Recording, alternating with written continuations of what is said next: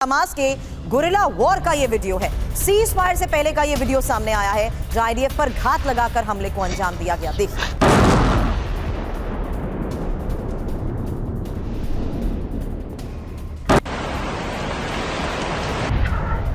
इस हमले में इजरायली बेस को निशाना बनाया गया।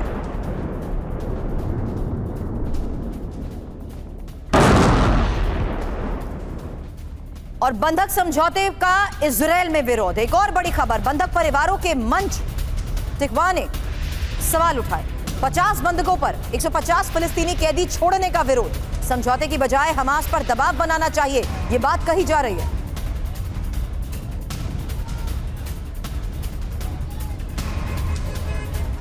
वहीं दूसरे दिन भी बंधकों की रिहाई जारी है। एक दिन में 24 बंधकों को छोड़ा गया है और 4 बच्चों समेत 13 इजरायली बंधकों को हमास ने छोड़ा है। थाईलैंड के 10 नागरिक भी छोड़े गए हैं।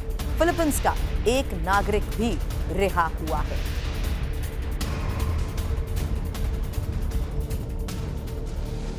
इजिप्ट फिलिस्तीनियों को नहीं देगा एंट्री। एक और सबसे बड़ी खबर, और गाजा से इजिप्ट के लिए कोई रास्ता नहीं है। फिलिस्तीनियों की एंट्री इजिप्ट के लिए खतरा है। इजिप्ट के राष्ट्रपति अब्देल फतेह अल सिसी का यह बड़ा बयान, और इस बयान के आधार पर होगी चर्चा की आखिर इस बयान का मतलब क्या है। क्योंकि फिलिस्तीनियों को इजिप्ट में अगर एंट्री नहीं तो यह किस और संकेत जाता है।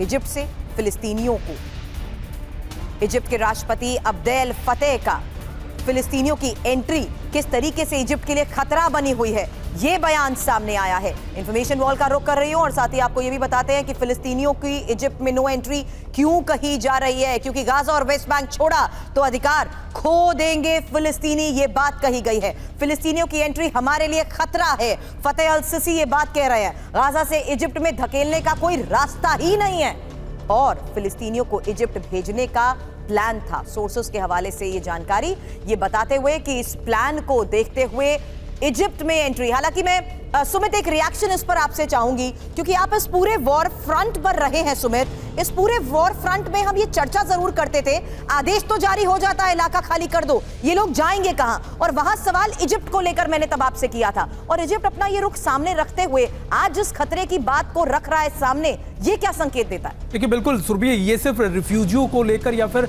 गाजा पट्टी से आने वाले लोगों को लेकर ही इजिप्ट की आप कह सकते हैं कि कन्फ्रंटेशन या उनको वो विरोध नहीं है, उनको डर नहीं है। डर इस बात का भी है कि इजिप्ट के गाजा में आम लोगों के साथ साथ हमास के कई जो लोकल कैडर्स हैं, जो ओवरग्राउंड वर्कर्स हैं, वो भी उनके इलाके में आएंगे और अगर वो गतिविधियां चलाते हैं तो इजराइल कभी भी उन पर भी अटैक करने से गुरेज नहीं करेगा। आप देखिए कि करीबन 280 किलोमीटर की जो बाउंड्री है इजराइल की और इजिप्ट की, ये बहुत संवेदनशील इलाका है। लगातार कई दशकों से, 2 दशक से ज्यादा हो चुका है कि इजराइल और इजिप्ट के बीच में कोई कन्फ्रंटेशन नहीं हुआ। लेकिन जब ये जंग शुरू हुई तो इजिप्ट ने भी अपने बॉर्डर एरियाज में, ना सिर्फ राफा के आसपास बल्कि कई इलाकों में अपने टैंक्स, आर्टिलरी गन्स को तैनात कर दिया, क्योंकि उनको ये डर था कि कहीं भी कोई आशंका मिली, कोई इनपुट मिला तो कहीं इजराइल उन पर भी अटैक ना करते। तो ये डर है और इजिप्ट को ये बहुत अच्छे से समझता है। इजिप्ट इसी वजह से गाजा के आने वाले लोगों को ना तो अपने इलाके में जगह देना चाहता है और ना ही ये चाहता है कि ये समस्या गाजा पट्टी से निकलकर इजिप्ट के इलाके में आ जाए। लेकिन विपिन, एक क्विक रिएक्शन में आपसे चाहूंगी, क्योंकि आप भी उसी वॉर फ्रंट में मौजूद हैं जहां हमने देखा राफा क्रॉसिंग की तस्वीरें तो अब सामने आती हैं,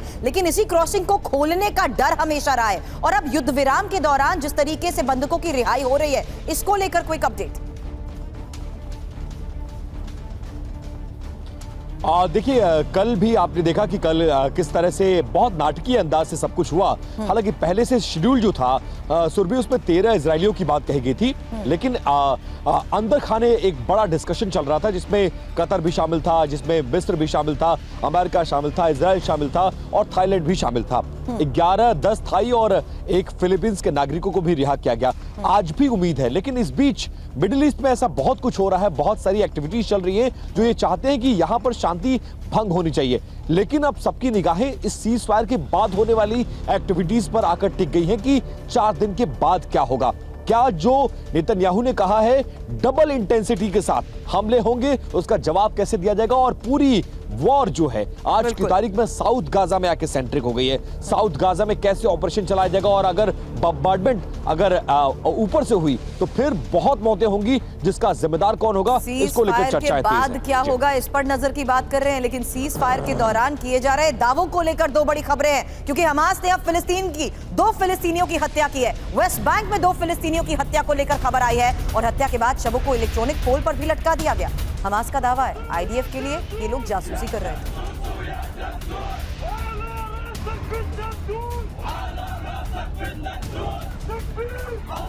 और सीज फायर के बीच हमास ने किया बड़ा दावा, लेबनान से इजराइल पर बड़े हमले होंगे। 48 दिनों तक इजराइल का बहादुरी से सामना होगा। फिलिस्तीनी रेजिस्टेंस ने मजबूती से लड़ाई लड़ी है। इराक में यूएस बेस पर हमलों की तारीफ भी हमास की तरफ से की गई है।